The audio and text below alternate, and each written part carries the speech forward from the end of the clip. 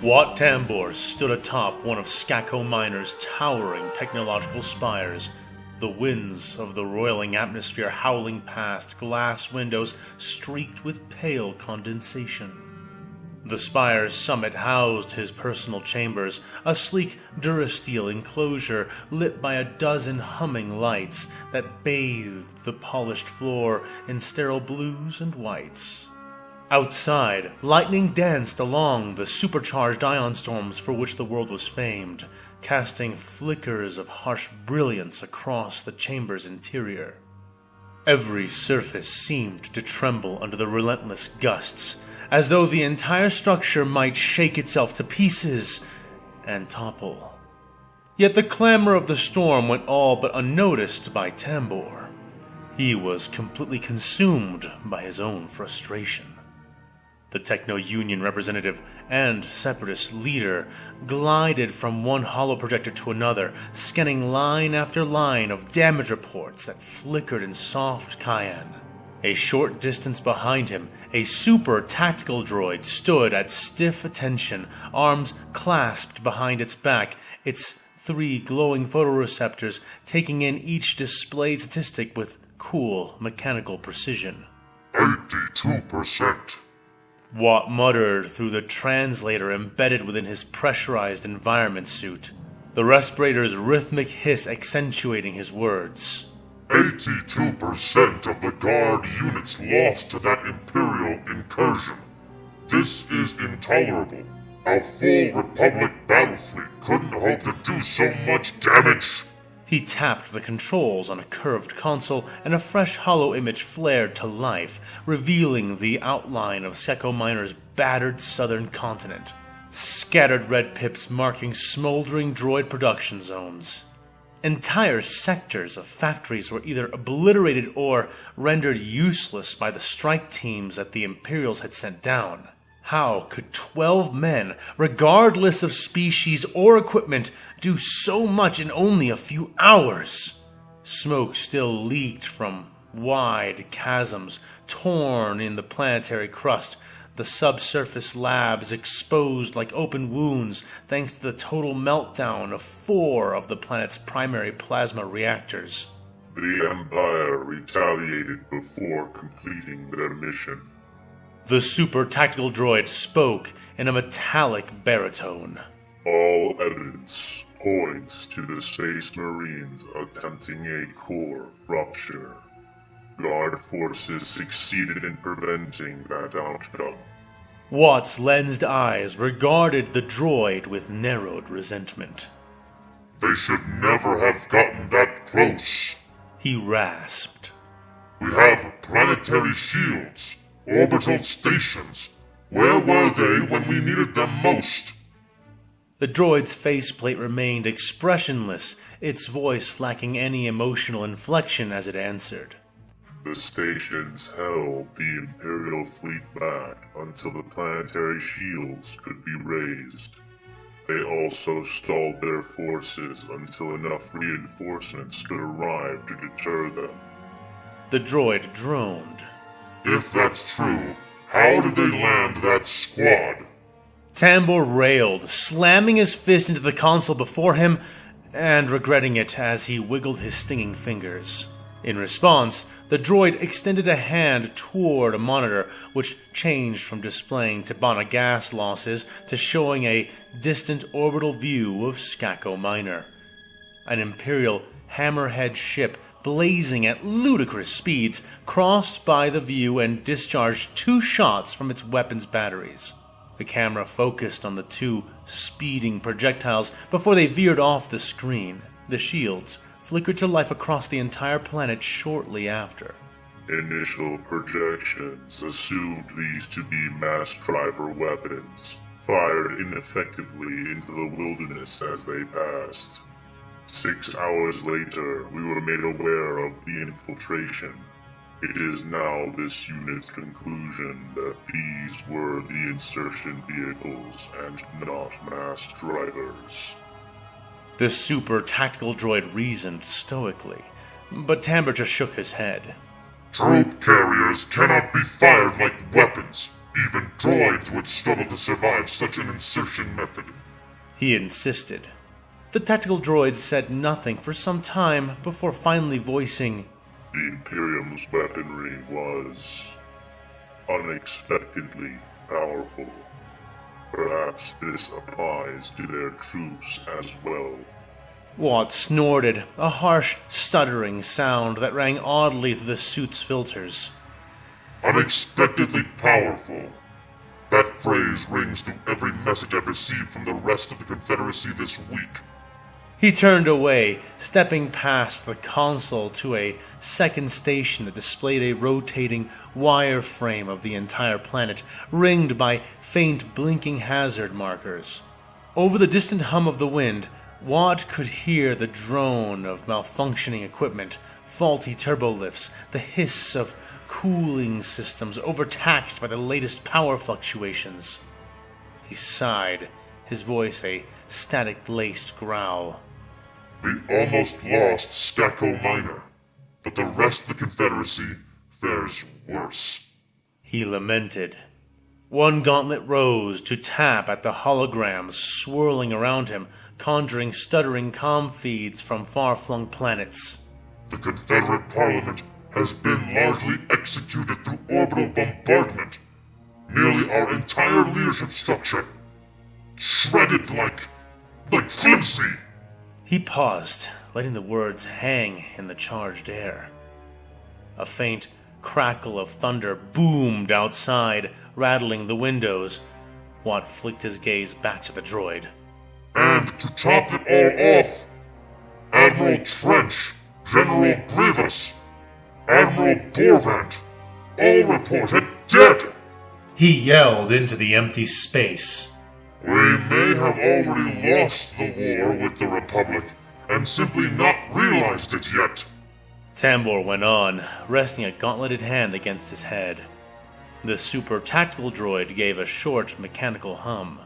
Such a blow to the war effort will be. It began to say. Shh! Tambor hissed. You weren't built to state the obvious, and that is the last thing I need right now. There's too much to juggle, too much to think about.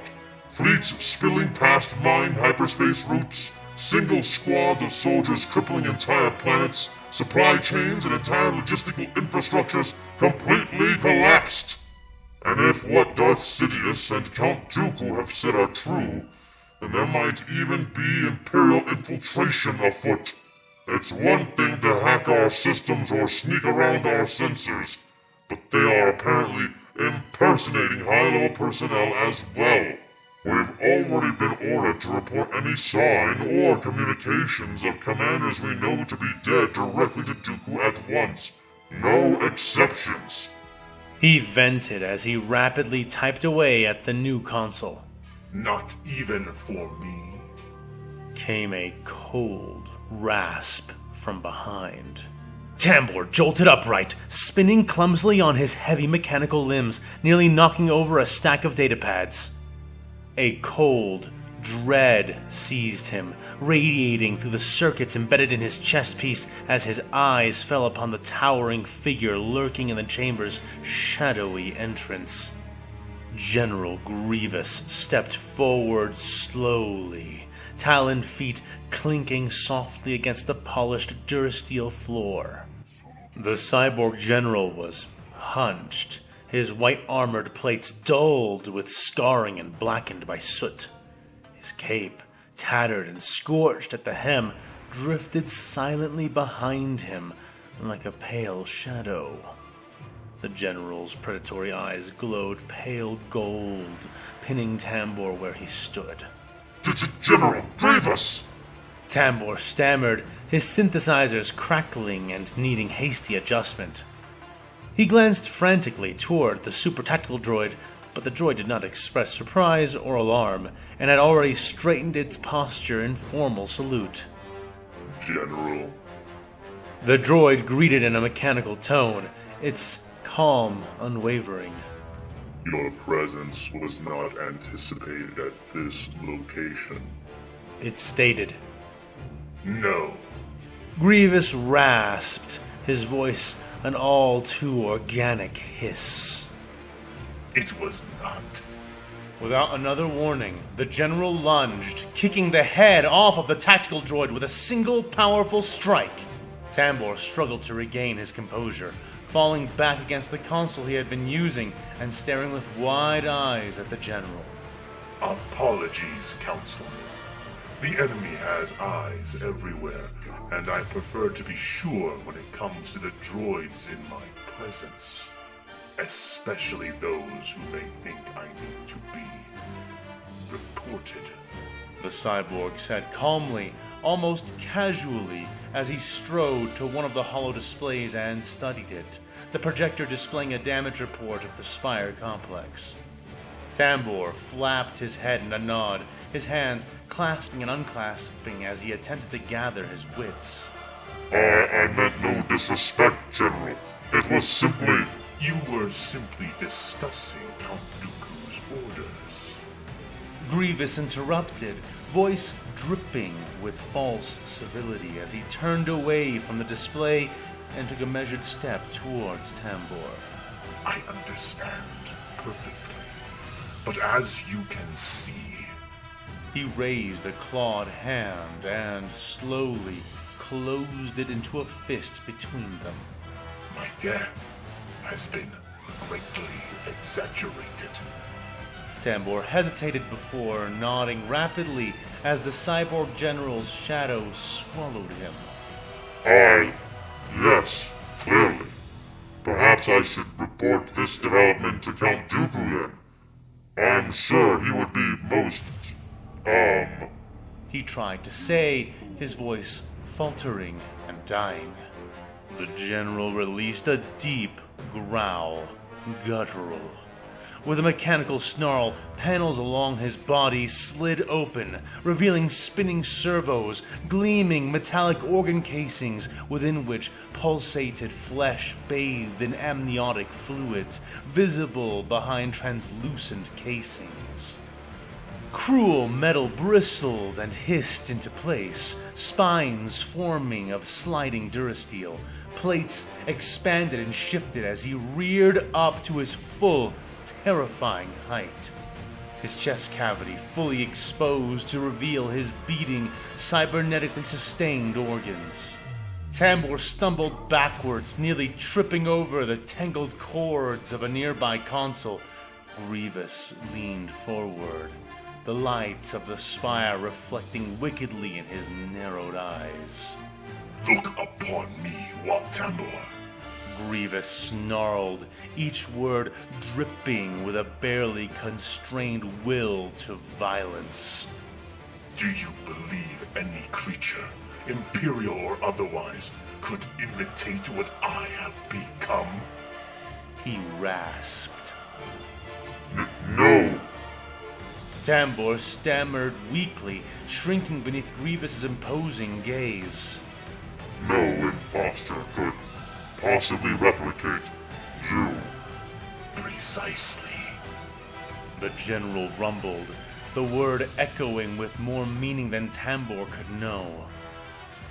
Grievous slowly allowed his form to revert to normal, plates clicking shut smoothly.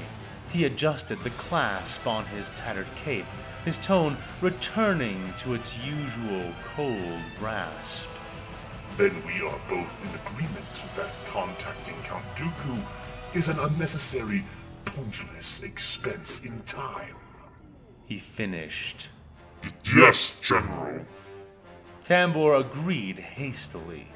Of course, though I do have time to spare. He began to add. No, you do not. The general said easily. Grievous regarded him for a moment longer, eyes narrowing thoughtfully. You and your staff will be packed and ready to depart within the hour. The cyborg ordered. Tambor blinked in confusion. The pact? General, what exactly are you saying? He asked, already feeling a fresh sweat coming on. The war requires your direct attention now, Tambor. Your presence and skills of your technical staff are required elsewhere. Skako Minor will care for itself. Grievous elaborated. But, General! Tambor protested feebly, regaining a flicker of his nerve. The war it's all but lost. With Ratus Secundus destroyed, Grievous, we cannot hope to... Before he could finish, Grievous' skeletal hand shot out, metal talons and twin thumbs closing around Tambor's armored throat. With terrifying strength, the cyborg slammed the Separatist councilman into the wall, pinning him there effortlessly. Listen to me closely, Tambor. Grievous growled, masked face mere inches from the terrified engineer's lenses. This war is not over. It did not begin with the creation of clone soldiers or battle droids, and it will not end simply because a few pathetic worlds have been lost. This war has been raging for longer than your feeble imagination can comprehend, and it will continue long after every last droid and clone is dust. Long after you are nothing more than bones and scrap! To reinforce his point, Grievous slammed Tambor once more against the wall, the impact resonating through the chamber. Do I make myself clear, Councilman? He said, a low, reptilian trill edging his every word. Yes, clear. Perfectly clear, General. Tambor choked out, his voice barely a static-ridden whisper through his strangled respirator. Grievous seemed unsatisfied, and tightened his grip, metal squealing under metal as one cyborg brought the other to the edge of death, and then released him. Slowly, one finger at a time. Good. Grievous murmured, stepping back. You will come with me and bring all your technical staff, especially those who handled the programming for the B-1 battle droids. Tambor hesitated, his fear barely concealed. The programmers? General, what do you mean? Grievous leaned in, his voice lowering ominously. The nature of this war has changed, Tambor.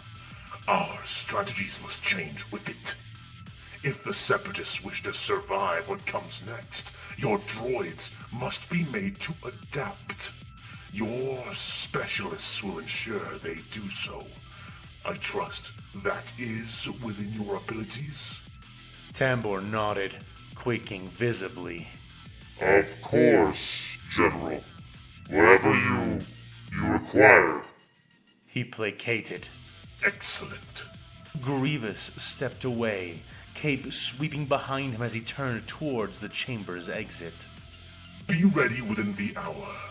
There is much work to be done, and no time to waste. Tambor leaned heavily against a nearby chair, but before the general could leave, he reached out a hand. Wait! Where are we going? He asked to the cyborg's back. Grievous turned to look at him over his shoulder, reptilian eyes gleaming. I have a new project for you, he said. On Hypori.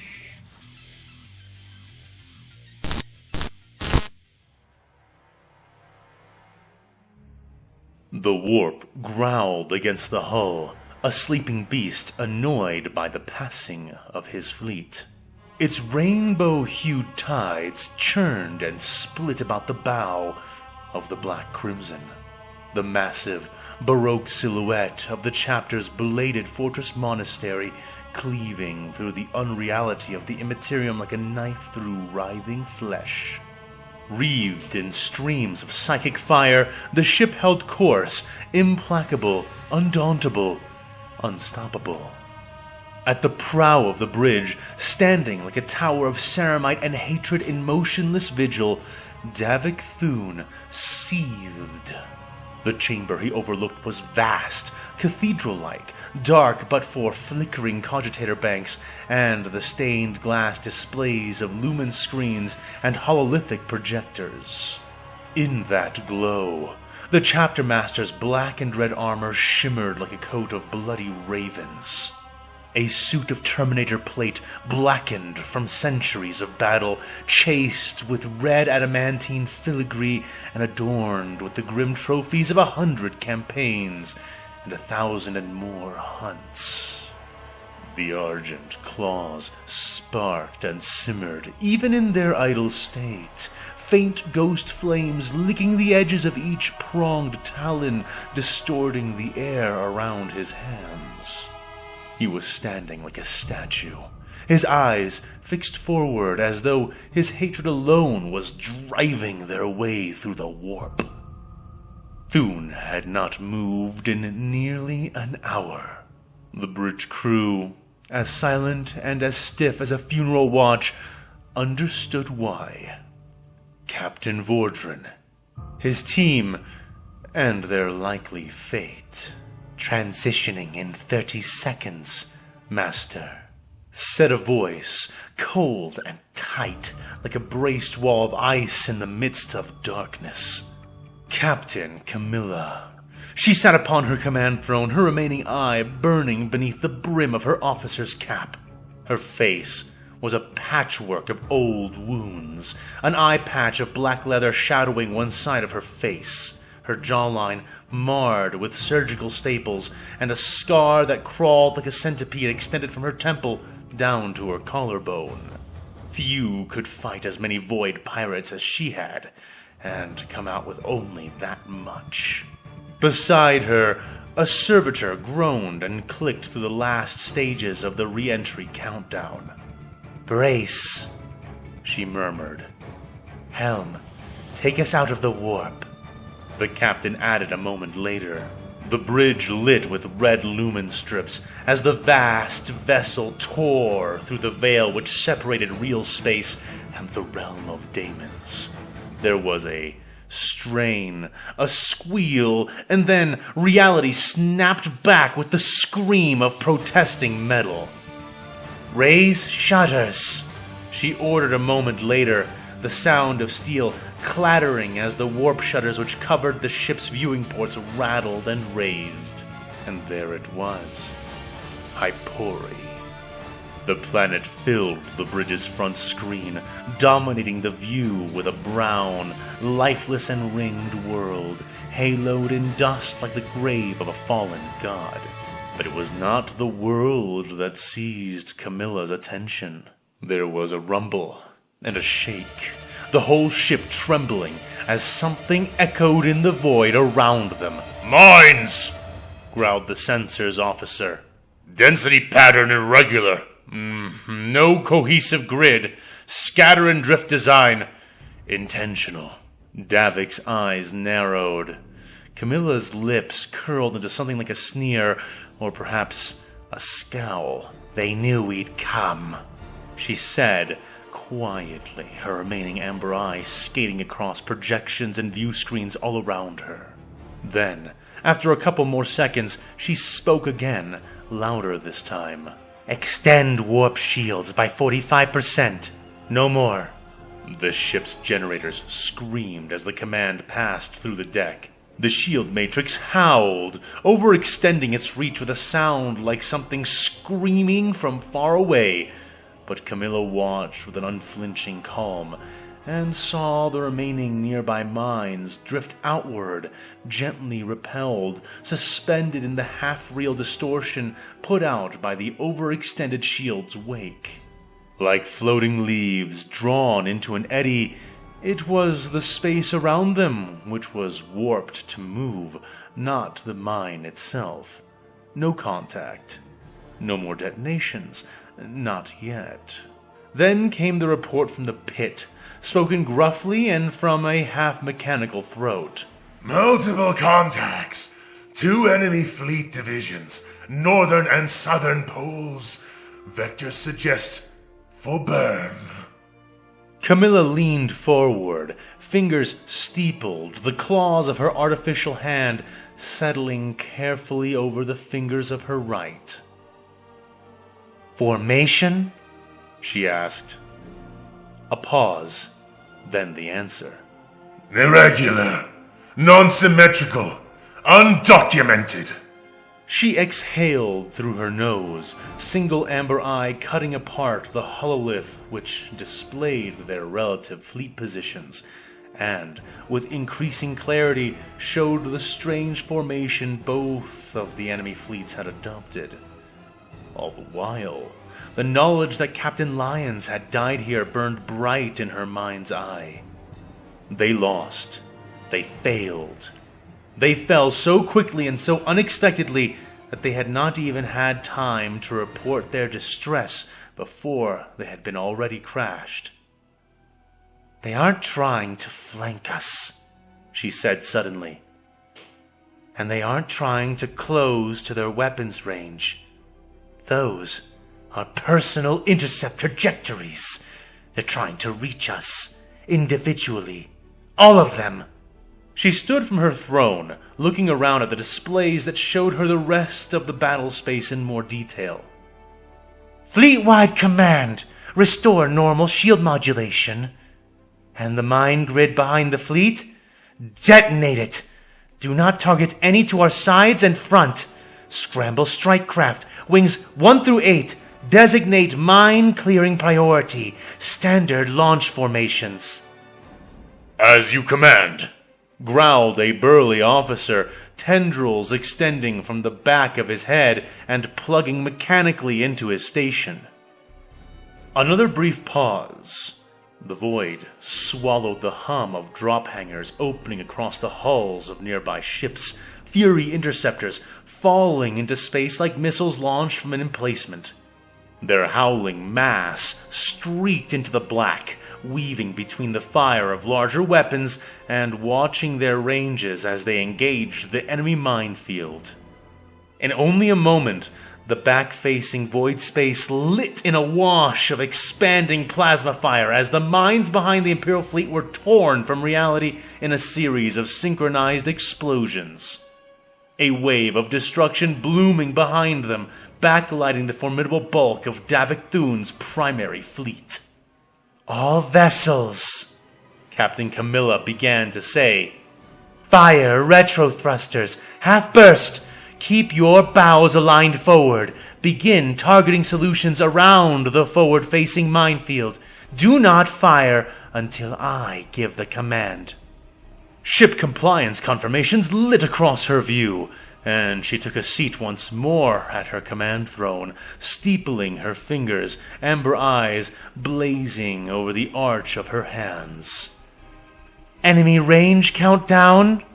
she asked. 2 minutes to primary battery lock," was the answer she received. "Begin solution preparation. All battleships and cruisers equipped with them should prime torpedo bays." Davik Thun stepped forward then, his presence like the shifting of the very ship, drawing nearly every eye. "They're ramming vessels," he stated.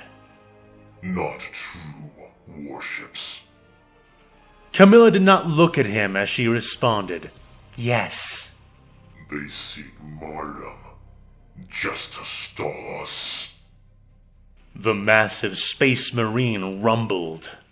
Her jaw clenched, the muscles twitching beneath the long scar across her neck. "Though they shall not succeed, they shall find their suicide." Then the countdown began to echo. "Weapons range in 5, 4, 3, 2, 1. "Fire!" She growled through grit teeth, and the black crimson obeyed, though it was not alone. The first line of torpedoes screamed across the void, trailed and then outrun by the crimson lances of the fleet's forward batteries. They aimed for the pathways between the floating death traps, leaving the forward wall intact. The enemy vessels, too weak in shielding, too burdened with internal fuel and ordnance, detonated like blasphemous suns. 1, 2, 5-9. An entire screen of suicidal constructs burned in a chain of starfire that blotted out the view for several long seconds. The truth was laid bare in the sheer magnitude of their explosions,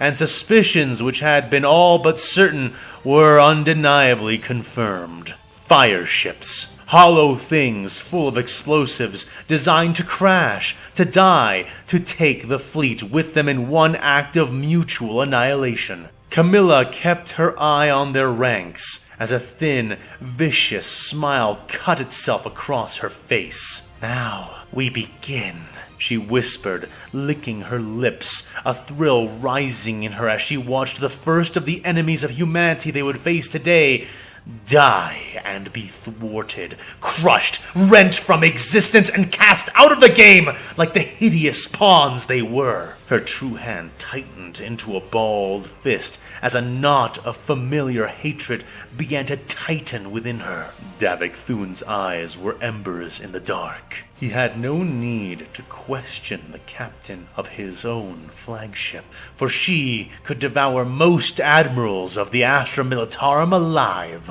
Though not an Astartes, she was, as they were, a crimson razor clutched tight in the Emperor's fist, and watching her work was a privilege to be savored, not interrupted.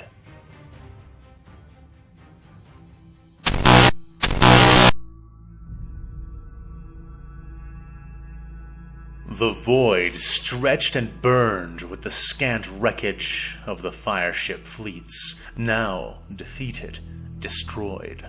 The Black Crimson led its formation like a wicked predator prowling the night. Behind it, the great ships of the Crimson Razors loom proud and dark, ready to do their divine duty.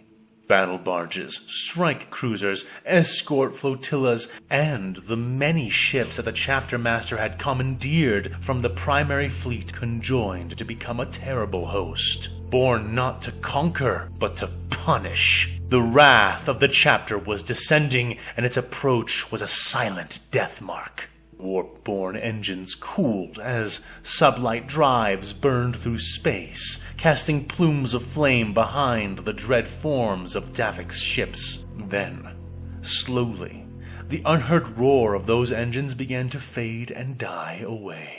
And in their place rose a new unheard song, the sporadic thump of macro and bombardment cannons, the muted roar of void-launched munitions streaking towards Hypori's frigid surface. The planet turned slowly, yet unbothered by the fleet's attack, as its shielded face flickered with the faint glimmer of planetary defense shields. Each impact from orbit sent a ripple across the barrier's blue, transparent surface, further illuminating the vast, shimmering dome of energy that wrapped Hypori like an opulent death shroud. The first shots had been probing, fired sporadically from the first ships to reach their appointed locations, but no longer. Already, the pattern was shifting into rhythm, the initial drum beats of a storm that would break over the world's defenses and never stop until it was defended no longer. Davik Thun stood unmoved at the prow, a grim sentinel of ruin in black and red plate, even his silence bearing a fury that seemed only just concealed. The lenses of his helm glowed faintly crimson, the argent claws at his side like leashed dogs, twitching now and again with residual energy, eager, violent.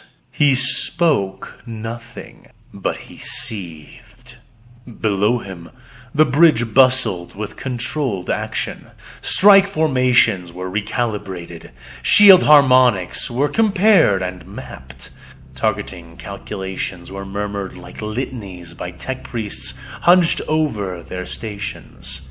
The atmosphere stank of oil and incantation, of incense and the bitter sweat of righteous labor. And all the while, the bombardment continued to escalate, his eyes devouring every detail. "I do not like this," said the voice of Captain Camilla, breaking the silence from beside the Titanic Astartes, lighting a stick of blue low and placing it at the corner of her mouth. Davik did not glance back, did not ask her to elaborate, and she knew well enough not to test his patience by demanding such a routine. Camilla exhaled lapis smoke slowly, her ruined face lit by the flicker of explosive telemetry being projected into the air and across the command screens. "It will take time to breach those shields," she continued. "Hours at best, days more likely. Time is a luxury we should not pretend to own, Master." The weight of him shifted on the deck, plates squealing, though he barely seemed to move at all.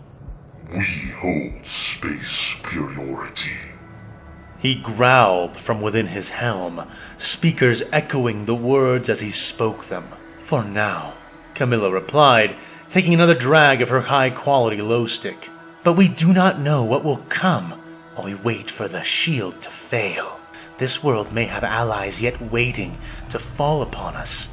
Or worse, some trick buried in its crust, waiting for a chance to spring itself." She approached the hololithic spire at the center of the bridge, her artificial fingers clanking against the input runes with brutal precision. "My recommendation, Master Thune," she said, "is simple." She tapped the controls, and the world below surged into focus. "When the shields drop, we subject Hypori to exterminatus. Immediately." Davik's gaze narrowed. 1,000 campaigns had taught him the value of finality and the cost of it, but he had come here for more than just vengeance. "So we leave it at that. No confirmation of Bortron," he said, his voice like a hammer falling down in a court. "No remains. No gene seed recovered. Nothing." She did not answer right away, blowing out another plume of blue smoke pointedly away from Davik. "And you believe any of them still live?" she asked after, tone flat. "I believe," he rumbled after a pause, "that I must know." Camilla said nothing for a long moment. Then she gave a nod, not of agreement, but understanding. "Consider it, Master Thune.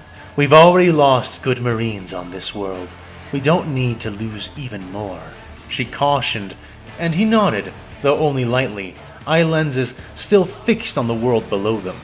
"And if the time issue isn't enough," she added after a few moments of silence had passed.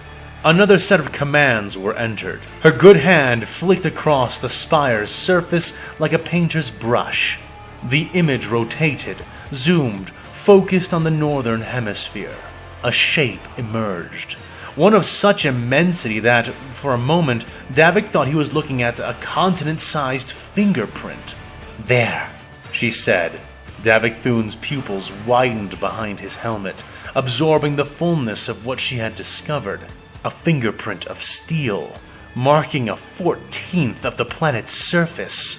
At first it seemed chaotic, endless lines and ridges, corridors, pathways, defense lines. But as the image was absorbed and sharpened within his mind, its meaning became unmistakable. A fortress. No, it was not a single fortress, but a hive of them. Bunkers, towers, redoubts, and even the repurposed shells of scavenged ship hulls were melded together, forming trenches and avenues which twisted like lines of coiled intestines wrenched from the unliving guts of some mechanical, world-eating beast. Kill zones overlapped like interlocking teeth waiting to snap shut. Airfields, landing pads, fueling towers, each ensconced in its own iron pocket of overlapping defenses. And at the center of it all, looming like a cancerous heart, stood a spire citadel, molded from the cracked, fused wreckage of at least 4 downed Imperial vessels. All of their intact weapons were present, powered, loaded, and every barrel, every battery, every long-range anti-void emplacement was fixed on the sky directly above it. A central command node, Camellia spat. Drawn from our very own dead. Davik's lips curled beneath his helm, a silent snarl. They used our Rex. Yes, she said simply, arms crossed, enmity coming off her like steam from boiling water. The blasphemy fell heavy, but heavier still were the evident implications. A direct assault would become a quagmire. Even a direct flyover from space could amount to little more than madness. The central region is a kill funnel, she explained dryly. Any approach from above will cost us ships, even if we do ultimately destroy it. It would not be such an ordeal had we any way to restore them. As it stands, any direct assault on this fortress, be it from land or space, would tax our forces, and those are not taxes I intend to pay. Not when an exterminatus of the entire world would be more than enough, the captain advised. Davik Thune said nothing for a time. His helmet lenses burned in the twilight of the bridge as the chapter master studied the fortress closely, eyes and mind devouring its lines, its design, its brutal utilitarianism. He was more than just a Crimson Razor. He was a son of Dorn, a master of defense and a master of the siege. The chaotic mess of metal and guns was certainly not something he relished pitting himself against, but he grinned nonetheless. What a wasted thing. A fortress sitting on nothing the enemy wants to capture, only destroy. He gave a short, cruel laugh. So, this is what the Thing thought would break us? He mused darkly, voice gravelly over the relay of his helmet's speakers. What it thought I would throw my fleet against, like a spoiled child eager and willing to mindlessly spend my father's coin for no purpose. It is mistaken. Camellia tilted her head. The it you're referring to is... Whatever mechanical proxy for a general they have down there. Thune spat, as though the concept tasted of rust and rot. It wants us to try to take the fortress, maybe capture the world itself, to bleed, to break on its design. Davik said with a shake of his helmed head. It does not know me. He added a moment later. And it does not know the price I place on my blood. Camilla raised an eyebrow, then nodded. Wise. She turned back to the hololith, eyes scanning the contour lines, the heat signatures, the energy readings barely bleeding through the intense bombardment. And then, her remaining eye grew wide. Wait, this cannot be. She muttered a moment before the bridge crew began to react. Energy dispersal is rising! Barrier integrity across the whole grid is destabilizing. Master Thune, the planetary shield is falling! And true enough, the bold aegis of the world-enshrouding shield, so formidable and unyielding mere moments ago, had begun to falter and dissolve. A quiet rippling spread across the shimmering dome, and then, as though cut by an invisible blade, it died in great swathes of flickering light. Captain Camilla rose from her command throne, the low stick still clenched between her teeth. Get the fleet ready! I want to begin a full bombardment in... She began to order. Captain! I'm sorry to interrupt, but we are receiving a signal from the planet, reported one of the communications officers. So what? I care not for the pleas of my foes, she shot back.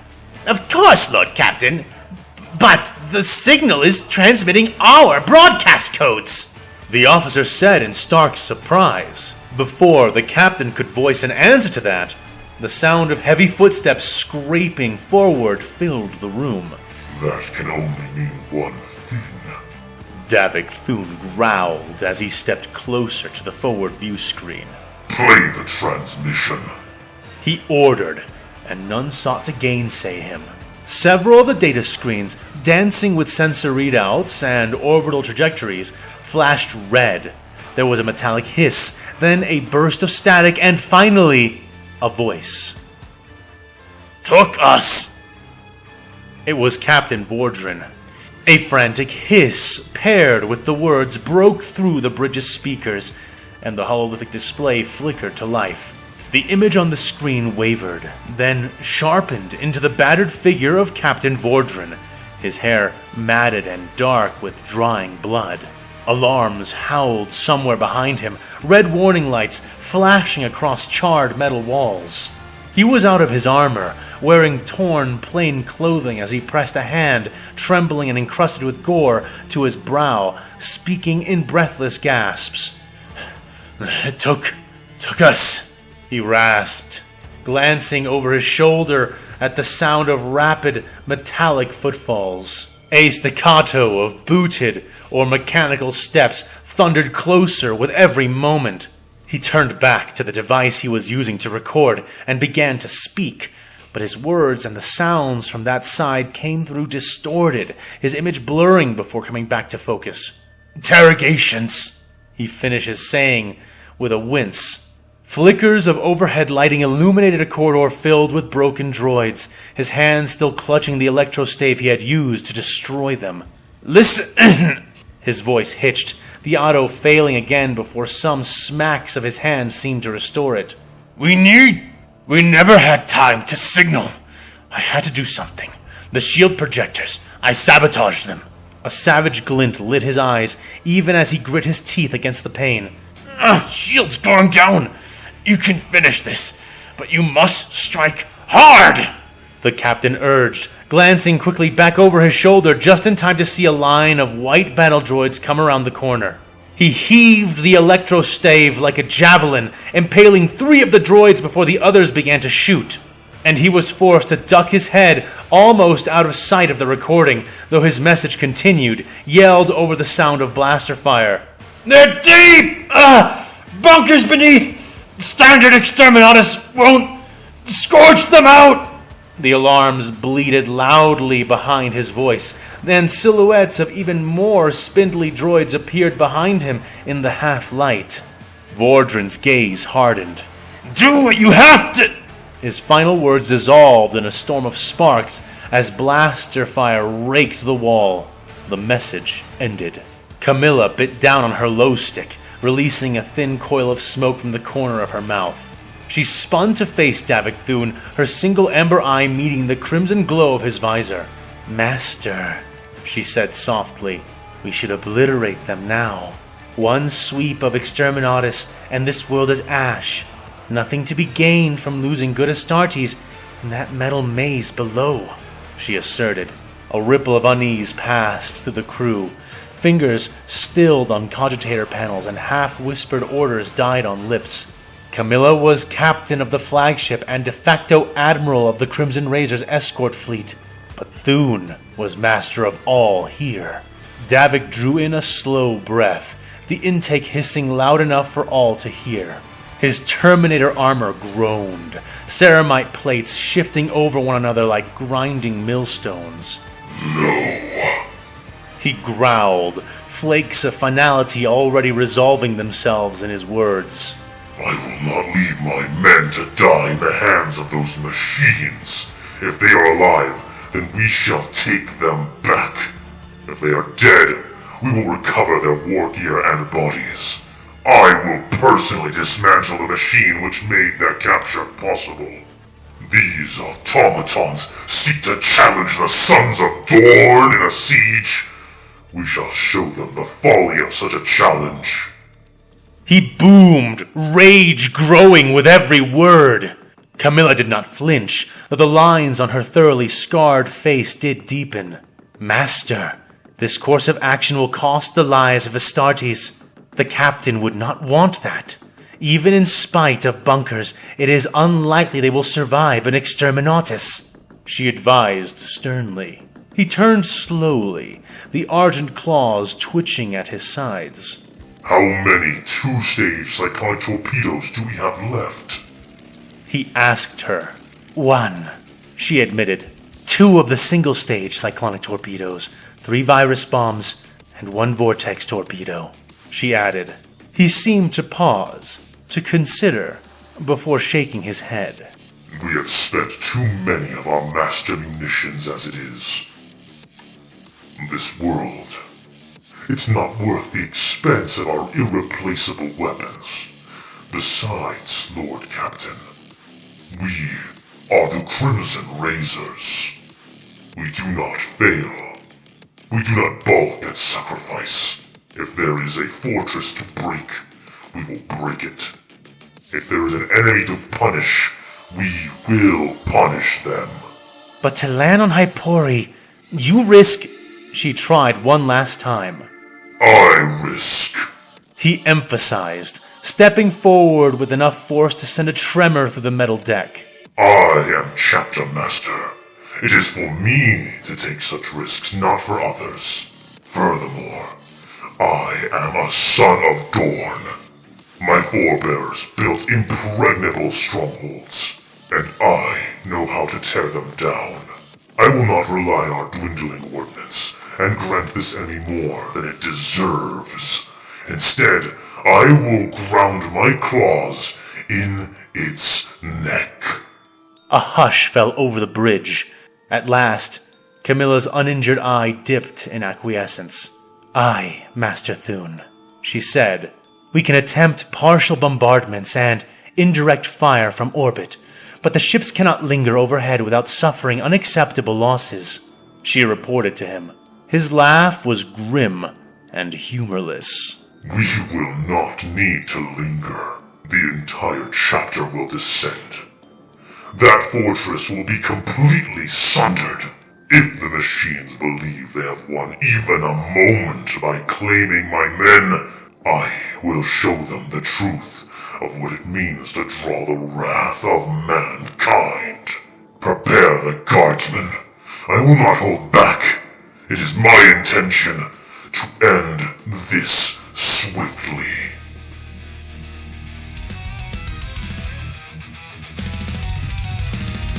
Still dawn breaks with the thunder of wrath, marching through stars on a god-burned path. Crimson banners, blood-soaked and torn, bear the wrath of the sons of death. Dabbing through the butchered oath, swore his soul to pain and growth. Where he treads, the warp recoils, planets break beneath his boil. Raise your blades for the red blade lord, ironborn fist of the emperor's war. No mercy, no peace, no retreat, no tomb, only death in the eyes of